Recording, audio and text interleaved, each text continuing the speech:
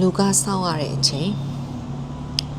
ခဏမနဲ့တော့မသိမသာကလေးအေးတယ်စောင်းဝင်စားမှုပဲထင်တယ်အိယာက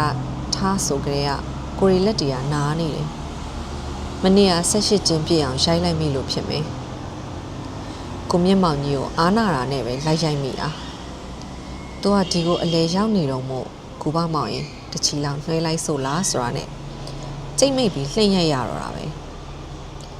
သူကတော့တောင့်သေးတယ်ရိုက်နိုင်တယ် fit ဖြစ်တယ်ပြောရမှာပဲတက်ကထွက်တာဆိုပြီးတဲ့တက်ထဲတုန်းကလည်းသူ့ကိုယ်သူ fit ဖြစ်အောင်နေတဲ့လူငယ်ကလေးကစိတ်ပေါ်ကြောင်းမှနေလာတော့ခင်မိတယ်အင်္ဂလိပ်လိုကောင်းတယ်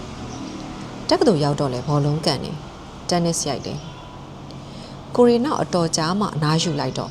ကိုရိုနဲ့မတွေ့ရတာအတော်ကြာပြီသူတို့တော်မီတို့လူတိုက်တွေကရန်ကုန်မှာပဲဆက်နေကြတယ်ခုဒီဘက်ကိုတလကိုတဲ့အလဲလာကြတာခေါက်ရိပ်ပြီးလို့ဘီယာတောက်ကြရင်ကိုကပဲမေးလိုက်မိတယ်ပင်စင်ယူရနဲ့မြူတာဘာကွာတယ်လဲလို့ဆိုတော့သူကဖြေတယ်ခုတော့အိမ်မှာပိုနေရတော့မိမဆိုတာပိုခံရတဲ့ဒါကလည်းဟုတ်လောက်တာပဲတေသွားတဲ့ဖိုးကပြောမှုတယ်မိမဆိုတာကထူးဆန်းတဲ့တတ္တဝါတစ်မျိုးယောက်ျားရဲ့အမှန်တရားနဲ့အမှားတစ်ခုမှအမှားတစ်ခုကိုသူတို့ပဲတွေးတတ်တာတွေးပြန်ရင်လဲမှတ်ထားတေးထားတတ်တယ်ဆိုတာမျိုးကိုကိုရောကလည်းအသက်ကလေးရလာတော့ပိုမတတ်တာတော့အမှန်ပဲကြီးလာလို့အိုလာလို့ပေးချင်တဲ့စင်ကြီးပေးမှားတာကတော့မှားတာပဲကိုရင်မောင်တင့်သားကတော့ပြောဘူးတယ်အသက်ကြီးလို့မှားလာတတ်တာဟာအသက်ငယ်တော့အတွေ့အကြုံမရှိလို့မှားတာနဲ့မတူဘူးအသက်ကြီးလို့မှားတာကိုအတွေ့အကြုံပြေဝစွာနဲ့မှားယွင်းမှုလို့ခေါ်တဲ့အတွေ့အကြုံပြေဝစွာနဲ့မှားတဲ့အမှားတွေဟာဗျမ်းမရာနဲ့မှားတာမျိုးမဟုတ်တော့ခွင့်လွတ်တဲ့နေဆိုပဲဒါကလည်းဟုတ်လောက်တာပဲဒါကြောင့်မင်းထင်တယ်ပညာတတ်လူငယ်ပိုင်းတွေကတော့ကိုတို့လူကြီးတွေမှားရင်ထားလိုက်ပါကွာလူကြီးတွေပဲရဲ့လို့ပြောတာကြားရတတ်တယ်ပြောချင်တာကတော့မကြခင်ရှော့သွားကြတော့မယ်လူတွေမို့သိကူးမဆိုင်နေနဲ့တော့ခွင့်လွတ်လိုက်ပါဆိုတဲ့သဘောပဲထင်ရဲ့အဲ့ဒီတော့ကကိုရိုကိုလာစကားပြောရင်ရက်ပြီးနားထောင်နေတဲ့ဆမ်မြွယ်ဆိုမြင့်ကပြောတယ် Hey John မင်းဘာမောင်ကြီးလို့လို့မိမကိုရိတ်တာပို့ပြီးတရားအထုတ်ခိုင်းကြီးရဲ့ဒီတော့ဖိုးစောထွန်းကဂျားဝင်ပြီးပြောတယ်ဘာမောင်ကတရားအထုတ်ခိုင်းတာမဟုတ်ပါမောင်ရမိမကတရားအထုတ်ချင်တယ်ဆိုလို့ဘာမောင်ကတရားတိုက်ကိုလိုက်ပို့ရတာပါဘာမောင်ကမိမပေါ်အတ္တလဩဇာရှိရင်တိုင်းပြည်အုပ်ချုပ်လို့ဖြစ်လောက်တယ်တဲ့ဖိုးစောထွန်းကတော့အကြောင်းတင်တာနဲ့ကိုယ်တည်တော့တာဆမ်မြွယ်ငါမိမကခရစ်ယာန်ကွာသူတို့မှာကထာဝရဘုရားသခင်ကအမြဲလိုစောင့်ရှောက်ထားတာအမြဲတမ်းလဲဘုရားသခင်ကိုဆုတောင်းနေတာအရာရာဟာသူတို့ဘုရားသခင်ရဲ့အလိုတိုင်းဖြစ်နေတာဆိုတော့ငါ့ကိုပြောဆိုနေရတွေကဘုရားသခင်ရဲ့အလိုတိုင်းဖြစ်နေမှာငါပြောတာမာမသူတို့ဘုရားသခင်ကိုစော်ကားတာပဲလို့ဆွဲချက်တင်လိုက်ကမှအိမ်မောကစင့်ပြေးနေအောင်ပဲအေးစစ်နေစမ်းပြစီဆမ်မြွယ်ရလို့ကိုခမောင်မြင့်ကပြန်ပြောတယ်ဒီတော့ဆမ်မြွယ်ကတလူတော့ဖြင့်ငါလည်းမပြောတတ်ဘူးလို့ပြောပြီးဖိုးစောထွန်းကိုကြည့်ရင်မင်းငေါ့ပြတယ်ပြီးတော့မှပြောတယ်တခုရှိတယ်ကိုကြီးစောထွန်းရဲ့လို့ကိုကြီးစောထွန်းလို့နေကိုကြီးစောထွန်းကအလုံမအားအောင်နေတတ်တယ်ရက်သေးရွာတွေကကိစ္စတွေမှာဝင်ပါတယ်ခလေးတွေကိုအင်္ဂလိပ်စာအလကားတင်ပေးတယ်ဖုန်ကြီးကျောင်းသွားပြီးရှူရှိုက်လုပ်တယ်အချိန်ရရင်တောတာပန်ဖြစ်နေကျူရှင်အလကားပေးသေးတာခောက်တီးရိုက်တယ်ဝီစကီတောက်တယ်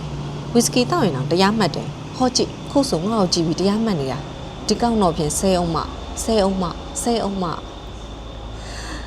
ဆမ်မြွယ်ပြောနေတော့ပဲဖိုးစောထွန်းကတီချင်းဆိုလို့ထဆဲပါလေရောဒီတော့ဆမ်မြွယ်ကဟောဆဲပြီလို့ပြောပြီးရေရင်သူတို့ဝိုင်းစီထွက်သွားတယ်ကိုတို့အားလုံးလည်းရေမိကြတယ်ဖိုးစောထွန်းလည်းရေရင်ဆမ်မြွယ်ဆိုတဲ့အကောင်မှအဲ့တလုံးမျိုးပြောတတ်တာကတော့ထူးခြားမှုတစ်ရက်ပဲလို့ကောက်ချက်ချတယ်အဲ့ရကထားဆိုကြတဲ့ကိုရီလက်တွေနာတာကိုခောက်တီးရိုက်လို့နာတာပဲလို့ကို့ဘာသာတွေးကြည့်မိပြီတဲ့တကယ်တော့ခောက်တီးမရိုက်လဲအဲ့ရကထားတာနဲ့နာတာပဲအရင်ကကိုပြောခဲ့ပြီးပါတော့အဲ့ရကထားဆိုကြတဲ့ကကျွတ်ရဲလို့စုပ်ထိုးရင်ထားရတာတကယ်တော့ကိုတို့အရွယ်ကကျွတ်ရွယ်ပဲကျွတ်ရွတော့မဟုတ်တော့ဘူး ကျွတ်ရွကလေးမဟုတ်တော့ဘူးဆိုတော့လဲဆမ်မြူရယ်ပြောဦးတာတတိယမိပြန်တယ်ကိုကြီးပါမောင်အသက်ကြီးလာတဲ့အခါသူတို့အင်္ဂလိပ်စကားမှာရှိတယ်လို့နေနိုင်ရတယ်တဲ့ဘလို့တော့ကွာဆိုတော့သူကပြောတယ် growing old with grace လို့ပြောကြတယ်မဟုတ်လားဒီတော့ grace မရလဲ amy တို့ ac တို့တယောက်ယောက်ရှာပေါ့ဗျာတဲ့ဆမ်မြူရယ်အဲ့တလို့ဒီကောင်ကပြောစရာတွေအပုံကြီးသူနဲ့ရှင်ပြောဖို့မလွယ်ဘူးသူရှိရင်လည်းဝိုင်းဆိုတယ်ညိုင်တယ်ဖိုးစောထွန်းကတော့သူ့အတွက်ပြောကွက်ဖိုးစောထွန်းကိုယ်တိုင်ကလည်းသူ့တော့ကြောက်ပုံရတယ်တကောက်ရှည်စကားကိုသတိထားပြောရတယ်ဒီလိုသတိထားနေတဲ့အကြားကသူပြောစရာရသွားမဲ့ဟာမျိုးကထွက်သွားသေးတာလို့ပြောသေးတယ်သူတို့အကြောင်းတွေးနေရင်ကို့မာကကျွတ်တန်တညံညံနဲ့အိယာကထားရတယ်အိယာကနိုးတာနဲ့တောက်ရမယ်ဆိုတဲ့တွေးကြစိလေးတစ်လုံးတောက်ပြီးဝရဏာစီထွက်ခဲ့မိတယ်မနက်ဆိုဝရန်တာမှာထားရင်ကော်ဖီတောက်လေးရှိတယ်ခုလိုနေ့မျိုးတွေမှာဝရန်တာကနေလှမ်းမြင်ရတဲ့တောင်ရိုးအလှကတိတ်ကြည့်ကောင်းတာစောင်းရောက်ရင်ဖြင့်အခုလိုပြင်မှာမထိုင်နိုင်ဘူးတောင်ကိုဝေးနေတဲ့အလှကိုပရင်းပေါက်ရဲ့အခြားတစ်ဖက်အိမ်ရဲ့အတွင်းထဲစီကနေကြည့်ရတယ်။ตาယာလှပနေခြင်းနဲ့ကိုရဲ့အကြားမှာမှန်ခမ်းနေတော့တယ်။ဒီတော့လေခုလိုအချိန်ကခွင့်ပြုလို့ရထားတဲ့အချိန်ကလေးကိုလက်လွတ်လိုက်လို့မဖြစ်ဘူး။တောင်ရိုးကိုကြည့်မကြည့်ရထားတဲ့အချိန်ကလေးကိုတော့ဖြင့်လွယ်လက်မလွတ်တဲ့မှုမဟုတ်လား။ကိုတို့ရွယ်တွေကအသက်ရဲ့အတိုင်းတာကို percentage နဲ့တွက်ကြည့်ရင်အသက်ရှင်နေရခြင်းကနောက်ဆုံး9%-8%ထပ်ပို့မှာမဟုတ်တော့ဘူးကော်ဖီတောက်လို့ကော်ဖီပကံထဲမှာလက်တစ်လုံးမကျသေးဘူးတယ်လီဖုန်းတန်ကြားလိုက်ရတယ်နောက်တော့ဖုန်းတန်ရက်သွားတယ်ဖိုးဆက်သွားပြီးတော့ဖုန်းဖြေလိုက်ပုံရတယ်ကိုကတော့အတွင်းထဲစီကနယံကက်နာရီကိုလှမ်းကြည့်လိုက်မိတယ်8နာရီမခွဲတတ်သေးဘူးဒီလိုအချိန်မျိုးမှာကိုစီဖုန်းဆက်ကြလေးမရှိဘူးအချိန်မတော်လာတဲ့တယ်လီဖုန်းကိုကတော့မကြိုက်လောက်မကြိုက်ဆိုအချိန်မတော်လာတဲ့တယ်လီဖုန်းတွေဟာကောင်းတာထက်မကောင်းတာတွေများတယ်။ကောင်းတဲ့ဆိုတာကဖြတ်နေစရာမှမလိုပဲ။ဘယ်သူကမှလည်းကောင်းတဲ့ view တစ်ဆိုင်မှာနားမထောင်ပဲ။ကိုယ်စိတ်ထဲမှာပူလိုက်မိရဲ့။ကိုတို့အရွယ်မှာကဘသူတော့ဖြင့်ရှောသွားပြီးဟေးဆိုတဲ့တဲ့င်းကမျောလင့်ထားနိုင်တဲ့မမျောလင့်သေးတဲ့တဲ့မျိုးကိုနောက်တော့ဖိုးဆက်ထွက်လာပြီးဆရာကြီးဦးစောထွန်းရဲ့လို့ပြောပြီးရက်နေတယ်။ဒီတော့လေပို့ပြီးလန့်သွားလိုက်မိရဲ့။ဖိုးစောထွန်းဘာဖြစ်လို့တော့လို့အလန့်တကြားမေးလိုက်တော့ဆရာကြီးဦးစောထွန်းဖုန်းဆက်တာပါဆရာကြီးနဲ့စကားပြောချင်လို့တယ်လို့ပြန်ပြောတယ်ဖိုးဆက်ရငါ့ကိုနှလုံးရောဂါရအောင်မလုပ်စမ်းပါနဲ့လို့ပြောပြီးအတွင်းဘက်ကတယ်လီဖုန်းရှိအောင်ထလာလိုက်မိတယ်ဖိုးဆက်ကတော့ခေါင်းခါရင်ပြုံးနေပြီတဲ့ဘာမှပြန်မပြောဘူးဖိုးစောထွန်းကမေးတယ်ဒီညနေမင်းအားသလားတဲ့ဒီတော့လေကိုကဖြီနေကြဖြီပဲပေးလိုက်မိတယ်တေမေရဲလို့ထိုင်ဆောင်နေရတာကလွဲလို့တိတ်ထူးထူးခြားခြားလှုပ်เสียမှမရှိပဲလို့ငါသိပါတယ်လို့ဖိုးစောထွန်းကပြန်ပြောပြီးညနေပဲမင်းအိမ်စီကိုငါလာခဲ့ခြင်းနဲ့ကိုပါအေးကြီးလည်းခေါ်ခဲ့မယ်စကားလေးပြောခြင်းလို့ထပ်ပြောတယ်လာလေးလို့ကိုကပြောပြီးဒီမှာညစာစားပေါ့ဗျာအင်္ဂါเจ้าမှလည်းနေကင်းဘက်ပြန်ရောက်မယ်ကိုရင်မောင်တင့်သားလည်းတောင်ရိုးတက်သွားတာနေကင်းညနေဘက်တော့ပြန်ရောက်မယ်လို့ဆက်ပြောလိုက်မိရဲ့ကောင်းပြီငါနဲ့ကိုပါအေးလာခဲ့မယ်ဝီစကီတစ်လုံးဆွဲခဲ့မယ်လို့သူကပြောတယ်ဒီတော့လေကိုကနည်းနည်းရီးလိုက်မိရဲ့ဖိုးစောထွန်းကိုကရီးနိုင်မှကွန့်နိုင်မှကျုပ်လေဝီစကီလောက်တော့တိုက်နိုင်ပါတယ်ဗျာလို့သူကတော့ထူးထူးတူတုံ့ပြန်မနေတော့ပဲသူ့ထုံးစံတိုင်းဟက်ကောင်ပါမောင်တော်ပြီလို့ပြောပြီးဖုံးချသွားလို့ကိုကတော့ရီးလိုက်ရတာကလေးကိုအရသာခန်းပြီးပြုံးရင်ဖုံးချလိုက်တော့တယ်ရီးရတယ်ဆိုတာကလည်းအမြဲတမ်းရတတ်တဲ့ခွင့်ရမှာမဟုတ်ပဲရီးဖို့အကြောင်းကရှိရတယ်ရီးစရာစကားလုံးကရှိရတယ်တခုခုမရှိရနဲ့တခြားတစ်ခုတည်းဟာဘလို့မှအသုံးမကျတော့ကော်ဖီပြန်တောက်မယ်လို့တော့ကော်ဖီကအေးနေပြီဒီဘက်မှာဖိုးဆက်ကတော့တယ်နောက်ထပ်အသစ်နှပ်ပေးထားတယ်ကော်ဖီတို့လက်ဖက်ရည်တို့ဆိုတာပြန်ပြီးနှွေ့တောက်ရတာမျိုးမှမဟုတ်ပဲဦးကော်ဖီလာချရင်အကြောင်းများထူးသလားဆရာကြီးလို့သူကမေးတယ်ဒီညနေပဲဖိုးစောထွန်းနဲ့ကိုပအေးတို့လာကြမယ်တဲ့မင်းမိမကိုကြည့်ပြီးချက်ပြုတ်ခိုင်းထားအောင်အတော်ကြာမင်းအမေသွားကြိုရင်ကျွညီနောင်ဆိုင်ကငါတောက်နေကြဝီစကီနှလုံးဝင်ဆွဲခဲ့လမ်းမှာမင်းအမေကိုလည်းပြောပြထားအောင်ပြီးတော့နေ့ကညနေဘက်လာဟိုကောင်လည်းပြန်ရောက်လာလိမ့်မယ်စီစဉ်စရာရှိတာကတော့ထုံးစံတိုင်းမင်းစီစဉ်ပေါ့ကွာလို့ကိုကပြောလိုက်တယ်ဖိုးဆက်ကပြဿနာမရှိပါဘူးဆရာကြီးလို့ပြောပြီးထွက်သွားတော့မယ်အလုံးမှာဦးလေးကြီးသားပြန်လာရင်ကောင်မကလေးရောပါမလားလို့မေးတယ်ဘာလို့တော့ဟာလို့မေးတော့ သူတီလာလို့အချိန်ရရင်တောင်ရိုးကိုတက်သွားတယ်တောင်ပိုင်ကြီးရိုးစီသွားတာမဟုတ်ဘူးလားတောင်ပိုင်ကြီးမြင်းမလေးနဲ့သူတို့ချင်းကြိုက်နေကြမဟုတ်ဘူးလားလို့ပြန်မေးတယ်ဒီကိစ္စကတစ်မျိုးဂိုင်ငါရှင်းပြမယ်တခါငါမေးကြည့်တယ်မင်းတို့ချင်းချစ်နေကြကြိုက်နေကြသလားလို့ဆိုတော့ချစ်နေကြတဲ့ဒါပေမဲ့တယောက်ကိုတယောက်ဖွင့်မပြောဘူးဆိုပဲတိတော့တိနေကြတဲ့ဒီတော့ဘာလို့တော့လို့ငါမေးလိုက်တော့ပြောလိုက်ရင်လက်ခံလိုက်ကြရင်ဒီကိစ္စပြီးသွားမယ်ရှေ့တိုးစရာမရှိတော့ချစ်ချင်းရဲ့လှုပ်ရှားမှုတွေအလုံးရပ်တန့်သွားမယ်တရေပွဲနဲ့ပြီးသွားတယ်ဘောလုံးပွဲလိုပဲဖြစ်သွားမယ်တဲ့ငါလည်းသိနာမလဲကဲမင်းဘာများပြောချင်သေးတယ်လဲဆိုတော့ဖိုးဆက်ကခေါင်းခါတယ်ဆရာကြီးကမင်းကြီးလှုပ်လာတာဆရာကြီးကကျွန်တော်ကမင်းကြီးနောက်လိုက်အိတ်ကိုင်းမင်းကြီးကနားမလဲဘူးဆိုရင်တော့လေကျွန်တော်မေးမနေနဲ့တော့ကျွန်တော်သွားတော့မယ်ဒီမှာစီစဉ်ပြီးရင်အမေကိုစောစောပဲသွားခေါ်လိုက်မယ်မြတ်စွာဘုရားဒီအကြောင်းဆက်စင်စားရင်လမ်းတောင်ပြောင်းမှာစိုးရတယ်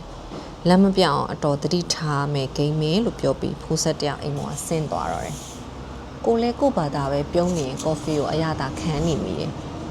ဖျားတိုင်ပြောသွားတယ်ဖိုးဆက်ရဲ့လမ်းမပြောင်းအောင်တတိထားရမယ်ဆိုတဲ့စကားကတော့အတိတ်ပဲတွေအများကြီးပဲနေ့ကင်းဘက်တော့ကျောင်းအမပြန်ရောက်လာတာနဲ့ဝရန်တာပေါ်မှာပဲထိုင်ပြီးကော်ဖီတောက်ရင်စကားပြောပြတယ်နောက်တော့ကိုရင်မောင်တင့်တာလည်းရောက်လာတယ်သူလည်းအထုပ်ပိုးတွေဝရန်တာပေါ်မှာချပြီးစပွဲမှာဝင်းထိုင်နေရောက်တဲ့ရရလေးပြောဖြစ်သွားတယ်ဒီတော့ဖိုးဆက်ရောက်လာတာနဲ့ဦးလေးဆက်ဟောဟိုအိတ်ထဲမှာဆက်နွယ်တွေစီကယူလာတယ်မီတောက်စပယ်ရှယ်နှလုံးအန်တီတွက်လက်ဖက်6တွေပါတယ်ဝါးကြည်တောင်မှာဖျောင်းနဲ့ပိတ်ထားတာကိုတော့လောလောဆယ်ယူလာတဲ့ဟာတွေကုန်းမခွဲပါတဲ့ဘာတွေအတွက်တော့အဖိုးကြီးကပရီမီမာတင်တစ်လုံးပေးလိုက်တယ်ကိုဘမောင်ကငါလိုပဲညဘက်အစာပိတ်တောက်တက်တဲ့လို့ပြောသေးတယ်ဦးလေးဆက်ကျွန်တော်ကိုတော့ဝီစကီလက်နှလုံးလောက်ထည့်ပေးပါလို့ကိုရင်မောင်တင်သားပြောတယ်ကျေးဇူးပါပဲလို့ကျောင်းအမကပြောပြီးတမီးလေးတို့မောင်နှမတွေရောနေထိုင်ကောင်းကြရဲ့မဟုတ်လားလို့မေးတယ်တမီးတို့မောင်နှမတွေဆိုတာကတောင်ပိုင်ကြီးရဲ့မြေးတွေကိုပြောတာအကြီးကောင်ကတော့ဟိုဘက်သွားတယ်တရက်တော့အလက်ကောင်ရဲ့ဆက်နွယ်တွေရဲ့နဲ့ကျွန်တော်တို့တော့ပြစ်ထွက်ကြတယ်သူလည်းနေကောင်းပုံရတယ်အသေးချာတော့မင်းမကြည့်လိုက်မိဘူးလို့ဟိုကောင်ကဖြေတော့ကျောင်းမကြီးခေါင်းရှုပ်သွားပုံရတယ်နေစမ်းမအောင်လို့အစားချီပြီးကျောင်းမကြီးကမေးပါလေရော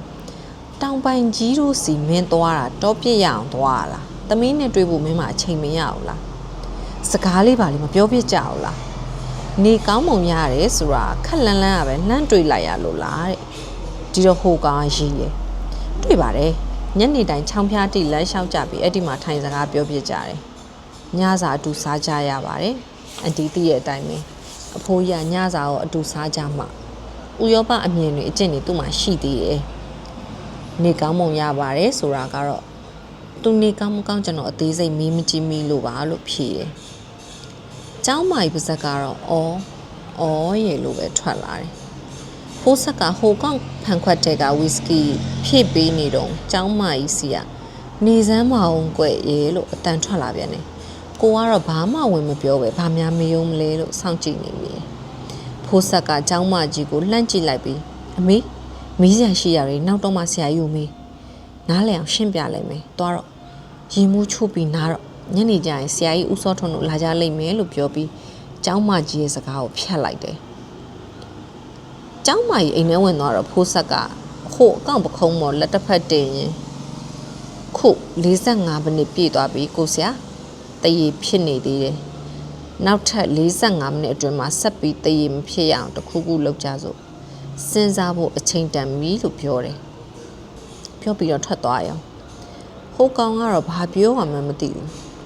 ဘောလုံးကစားကြတဲ့အကြောင်းအခြေခံပြီးတခုခုပြောတာဖြစ်မယ်လို့တွေးတယ်ကို့အုံနောက်ရှိသမျှနဲ့ကို့ဘသားစဉ်းစားကြည့်လိုက်မိပြီးအဖြေမထွက်တာကတော့ဘာဖြစ်လို့45မိနစ်စီကစားချရတယ်ဆိုတာပဲမိနစ်30ဖြင့်30 40ဖြင့်40ဆိုမကောင်းလားဆိုတာမဟုတ်တော့မိနစ်50ပေါ့ကိုလိုကန်လာဘယ်နဲ့45မိနစ်ရဲလို့ညနေဘက်တော့9နာရီလောက်မှာဖိုးစောတွန်းနဲ့ကိုဘအေးယူရောက်လာတယ်ကိုတို့လည်း နောက်ဖက်ဝရဏမှာပဲဆက်ပြီးဝိုင်းဖြစ်သွားတယ်ဖိုးဆက်နဲ့ကိုရင်မောင်တင်သားကတော့ယာရီဘတ်လျှောက်ကြတယ်အဓိကကတော့ကျောင်းမကြီးရဲ့အသီးနှံတွေမများစားကြဖို့လှုံ့ဆော်ကြကြောင်းပဲဒီကားလောက်အသီးနှံတွေလက်လက်ဆက်ဆက်ပေါ်ပေါ်လောလောရနေပါကလေးနဲ့အသီးနှံတွေမစားကြရတာများတော့ကျမအံ့ဩမိပါရဲ့တဲ့အဲ့နဲ့ပဲဖိုးဆက်လဲယာရီစီသွားမယ်ဆိုတော့အမဲပစ်လာတယ်ဆိုတဲ့ကောင်လဲဂေါ်ဘီတို့ဖြတ်ရအောင်လိုက်သွားတော့တာကိုရိုလည်းရောက်တဲ့ရရပြောနေမိကြတယ်မကြခင်ပဲဖိုးဆက်တို့နှစ်ယောက်သာပြန်ရောက်လာပြီးမိဖို့ပဲစီသွားမယ်အလုံးမှာဖိုးစောထုံးကဟိုနှကောင်မိဖို့ထဲမှာသွားပြီးခွက်ပုံမလုပ်ကြနဲ့အောင်ကိုကိစ္စမှာမင်းတို့လည်းပါတယ်မင်းတို့ကတက်သေးလို့လှမ်းပြောတာပစ္စည်းတွေချပြီးလာခဲ့ပါမယ်ပဲလို့ဖိုးဆက်ကလှမ်းပြောတယ်ကိုကတော့အတော့ကိုအံ့အားတင့်သွားမိတယ်တက်သေးတက်ကာရနဲ့ပြောစရာရှိရဲဆိုတဲ့အကြောင်းကိုတွေးကြည့်လိုက်မိတယ်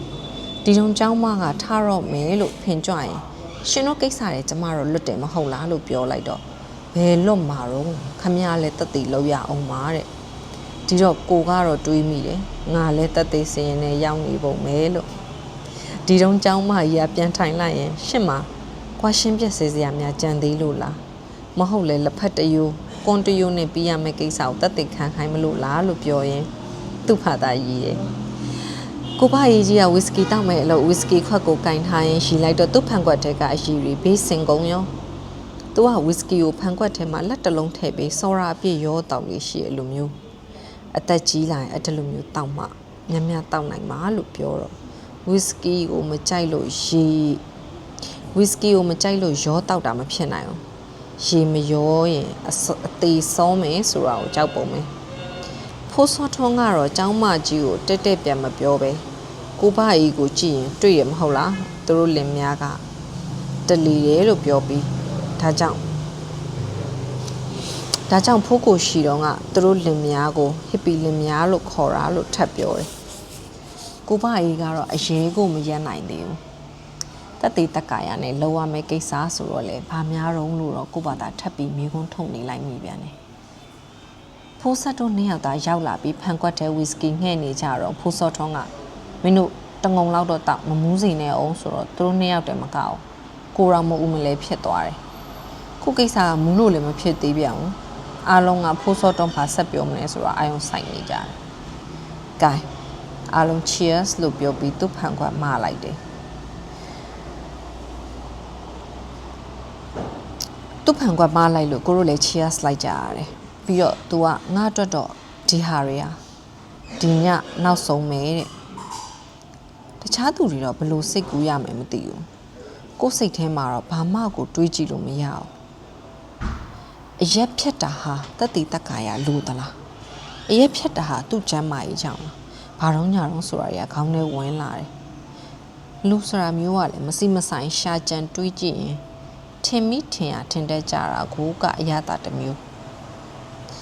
ခမရပြောစရာရှိရပြောဝီစကီမတောက်ခင်ဆိတ်ရှုပ်ရတာမကောင်းဘူးလို့ကိုပအေးကြီးကဝင်ပြောတယ်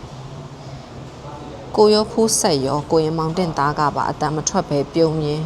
ခေါင်းတငိမ့်ငိမ့်နဲ့ထောက်ခံလိုက်မိကြတယ်။ကျောင်းမကတော့ကိုတို့၃ယောက်ကိုကြည့်ရင်ပြုံးတယ်။ထောက်ခံမဲ့သူများရှိပါမလားရေလို့ဆိုတဲ့သဘောမျိုးနဲ့ပြုံးတာ။အပြုံးနောက်ကအနက်တွေကတော့မတူဘူးဒီတော့ဖိုးစောထွန်းကပြောတယ်ငါတောင်စွန်းသွားပြီးယောဂီဝတ်နဲ့နေတော့မယ်ရေလို့တဲ့ဟေးလို့ဘာတိတ်ပဲမှမရှိတဲ့အတန်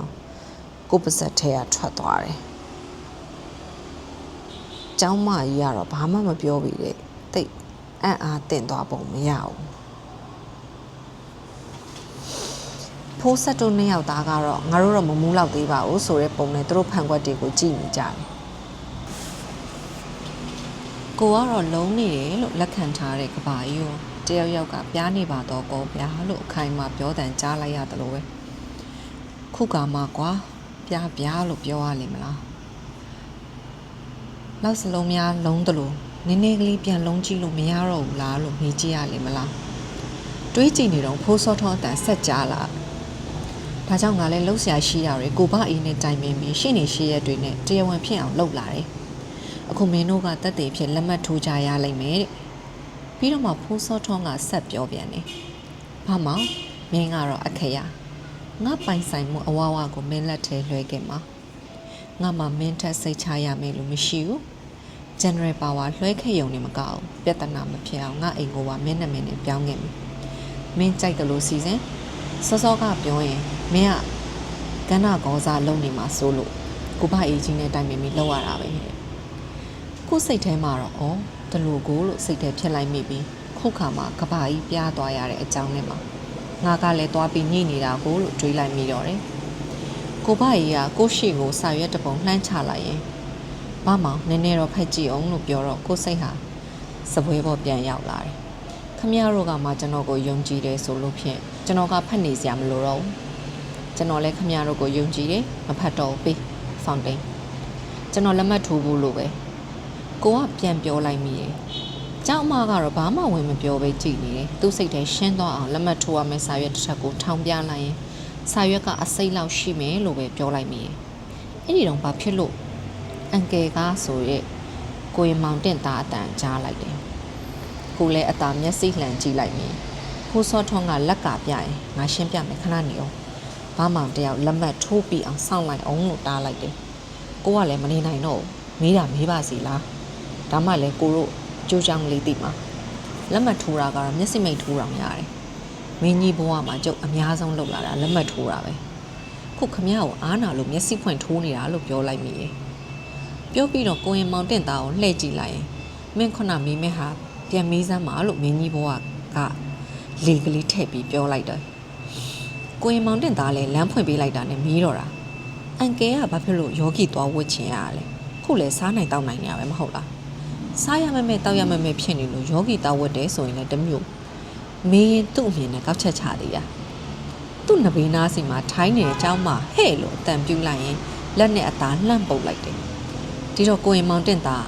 ကျွန်တော်ပြောတာစားရမယ်တောက်ရမယ်ဖြစ်နေလို့ခက်ဝေးဝေးကြောင်ကြကြတနေရာမှာသွားပြီးယောဂီဝတ်လုံနိုင်တာလေးဝိုင်းလို့တနေ့တနက်စားအဲ့ဒါလို့ဆိုရင်တော့လေအတိတ်ပဲရှိရပေါ့ကျွန်တော်ပြောမဟုတ်ဘူးလားလို့ပြောရင်ကျောင်းမအောင်မေးခွန်းထုတ်ပြန်တယ်ကျောင်းမကြီးခမရပြန်မဖြေနိုင်မဲသူ့ဘာသာအတန်မထွက်အောင်ရှိတယ်ကိုဘကြီးစီကတော့ခွိကနဲ့အတန်ထွက်လာတယ်ကိုကတော့ပြုံးမိတယ်ဒီကောင်စီကမေးခွန်းတစ်ခုခုထွက်မယ်ဆိုတာတွက်ထားမိလို့မေးခိုင်းလိုက်တာဖိုးစောတော့ကအတော်ကလေးကြာအောင်အချိန်ယူလိုက်လို့အားလုံးနေကြတယ်ပြီးတော့မှပြောတယ်ငါမေးမပြစ်နိုင်တဲ့စကားလုံးတွေထဲမှာမင်းဖေပြောရတဲ့စကားလည်းပါတယ်တနေ့နေ့ကင်းတော့မင်းဖေရဲ့ကိုချစ်မောင်ရဲ့ငါရဲ့စံကဖေးမှာလက်ဖေးတောက်ကြတယ်ကိုချစ်မောင်ကဆိုရှယ်လေးပြန်လည်ပညာပေးရေးစခန်းကထွက်လာပြီးတော့ခုနောက်ပိုင်းမှာဘာသာရေးစကားအတော်ပြောလာတယ်ဒီတော့ငါတို့ပြောနေတာတွေကဘာသာရေးဘက်ပြောင်းသွားတယ်ဘလူကနေဘလူစကားရောက်သွားတာကိုတော့အသေးစိတ်မမှတ်မိတော့ဘူးမင်းဖေက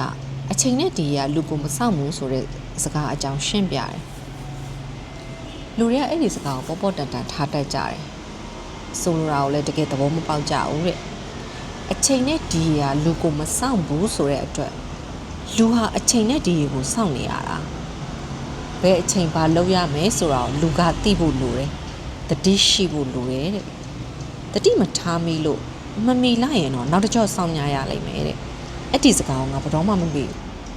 ခုနောက်ပိုင်းမှာငါစဉ်းစားမိလာတာငါတို့အသက်ရွယ်ဟာအချိန်မီတည်နိုင်တဲ့ရွယ်ရောက်နေပြီ